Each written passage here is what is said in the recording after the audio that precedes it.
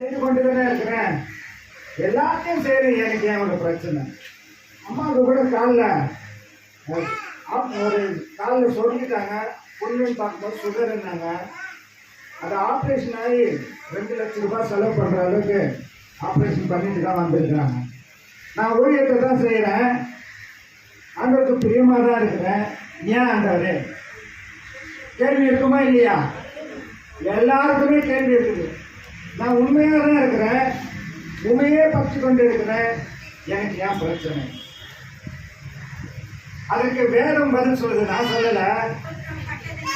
உபத்திரப்பட்டது நல்லது, பிரமாணங்களை கற்றுக்கொண்டேன். இன்னும் ஒரு அற்புதமான காரியத்தை சொல்றாரு. கற்றுக்கொண்டோம். நேசிக்கிறவரை சிரிச்சுக்கிறாரு. பாருங்க எவ்வளவு விஷயம் தெரியுது நமக்கு. நான் நேசிக்கிறவர்ல ஏற்க முடியுதா? நான் நேசிச்சாலும் எனக்கு ஏன் ஆண்டவரை இவ்வளவு சிரிச்சா? ஏன்னா அந்த பாதிப்பு வரும்போது தான் தெரியும். நம்ம அடுத்தவங்களுக்கு பாதிப்பு பண்ணும் போது அந்த பாதிப்பு உணர முடியாது. ஆனால் நமக்கு ஒரு பாதிப்பு பண்ணும் போது, ஏன்னா 2 மணி ஆச்சு சாப்பிட்ற நேரம், எவ்வளோ பாதிப்புக்குள்ளே இருக்கிறோம் நம்ம. கண்டிப்பாக சுகர்காரங்களை தான் கேட்டால் தெரியும் அந்த பாதிப்பு எவ்வளோ பெரிய பாதிப்புன்னு. சரி, சொல்ல வேண்டியது சீக்கிரம் சொல்லுங்க. அந்த உபாகமம் 8ஆம் அதிகாரம் 1ஆம் வசனம்.